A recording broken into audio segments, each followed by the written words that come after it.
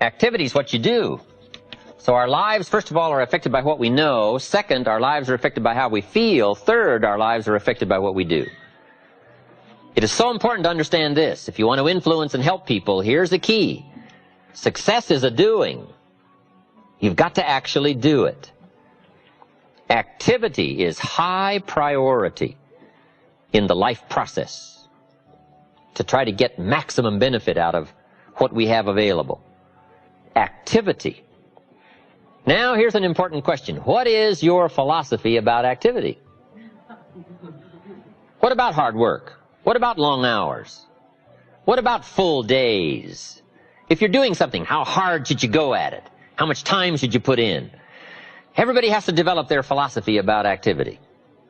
Just by way of review, let me quote you Old Testament says, 6 days activity, 1 day rest. That's called philosophy of ratio of activity. What is a good ratio of rest and activity? Old Testament says 6 days of one, 1 day of the other. You say, well, that's kind of old and outmoded. Well, maybe it is. I don't know. Maybe that's too old a philosophy. The old 6-1. I don't know. Who knows? Now, we've got it down to 5 and 2. Maybe 5 and 2 is okay. I don't know. If God would have thought of 5 and 2, he might have made it 5 and 2. Right? You can't think of everything when you're putting one of these together, I guess. Who knows? But we've all got to have a philosophy about activity.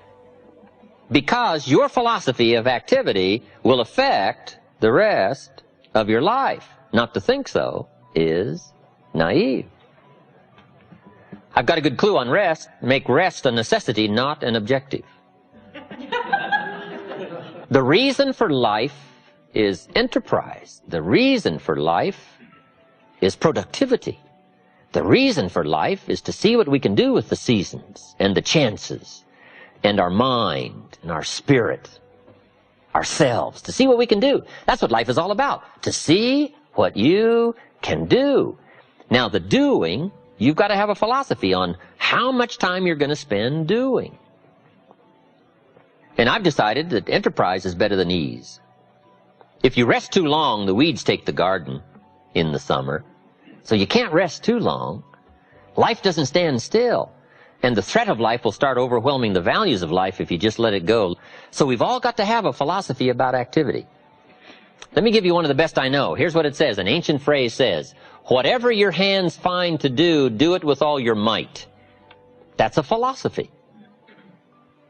You say, well, I'm getting by with half my might. Well, okay. But you've got to decide on your own personal philosophy of activity.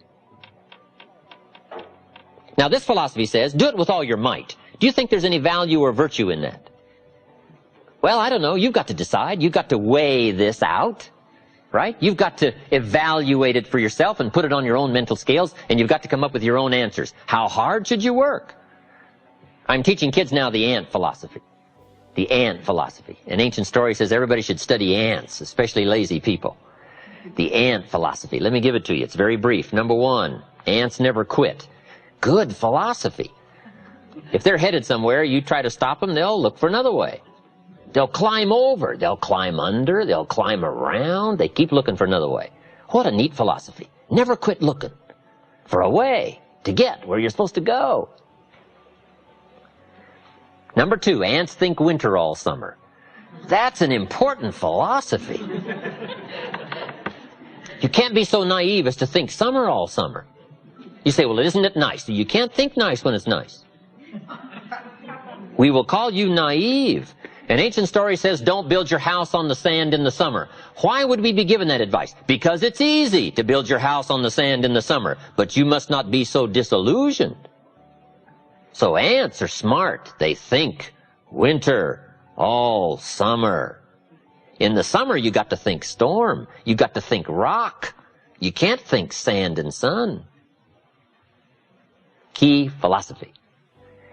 Number 3, ants think summer all winter. That's so important. I'm sure all winter long ants say, this won't last long, we'll soon be out of here. What a neat philosophy, what a neat attitude. This won't last long, we'll soon be out of here. First warm day, the ants are out. First warm day, they're out. Now, if it turns cold again, they'll dive back down, but first warm day, they're out. They can't wait to get out. What a neat philosophy. Can't wait to get at it. We teach in leadership skills. Average people look forward to getting off. Successful people look forward to getting on with it. The guy doesn't want off, he wants on. And that's what starts to transform his life into the doing, into the activity. Now, here's the last of the ant philosophy. How much will an ant gather during the summer to prepare for the winter? Answer, all he possibly can. What an incredible philosophy, the all you possibly can philosophy. How much should you do? You got to come up with a philosophy of how much should you do. We're all governed by our thinking, our evaluation, what we've decided and how we feel, and this is a big question. What should you do? Shoaff gave me the best answer when I was 25 years old. Here's what he said. Do all you can. How many books should you read in the next 6 months? As many as you can fit into your schedule. Because the book you miss won't help. What if a guy missed the book, Think and Grow Rich? The guy's 40 and poor and he missed the book. He lived in the right country, but he missed the book. He was a nice guy, but he missed the book. He was very sincere, but he missed the book. He worked hard, but he missed the book. I'm telling you, if you miss the book, no telling what treasure will be missing in your life if you just miss the book. How hard should you work? The ant philosophy. The man says to me, I'm making about $50,000 a year. Isn't that enough? Now, what would be your philosophical answer to someone who says, I'm making $50,000 a year, isn't that enough? He said, my kids are doing okay, and he said, I got my bills paid. So what would you say if a guy says, I'm making $50,000 a year, isn't that enough? I said, yes, $50,000 a year is enough if it's the best you can do. We don't call enough an amount. We only call enough your best. If you're capable of making $500,000 a year and you make $50,000 a year, we call you loser. Now, it isn't the difference between $50,000 and $500,000 that's important. What's important is the full extent of your reach. That's what's important. The only way to feel maximum good about yourself is to extend yourself to the full capacity of your reach, your intellectual reach and your physical reach, and your potential and your possibility to do the best you can. What should you do? All you can. How many books should you read? As many as you can. How many skills should you learn? As many skills as you can. How many people should you touch? As many as you can. What all should you engage in? As many things as you can. Why not go to the max? I've got a good question for you. How tall will a tree grow? As tall as it can. Did you ever hear of a tree growing half as high as it could? No. Trees don't grow half. They grow all. Full. They drive their roots as deep as they can, stretch as high as they can, produce every leaf they can. Trees go to the max. Now, why would human beings settle for less than the max of their capacity? Simple answer. They have the power of choice to do so. It gives us the dignity of being human beings called the power of choice. So we've got a couple of choices. Let me give them to you. Here they are. To be all or to be part. Now, this is a philosophical discussion. You can choose to be less than you were designed to be, or you can choose to be all you were designed to be. I'm merely suggesting that you ponder what the all might do for your life in the next 1 year, 3 years, 5 years. If you refined your philosophy of activity and went for it all. So the difference in value is not the amount. If you do the best you can and you make $10,000 a year, we call that enough. If you do the best you can and you make $1 million a year, we call that enough. Enough is not the difference between 10,000 and a million. Enough is simply doing the best you can.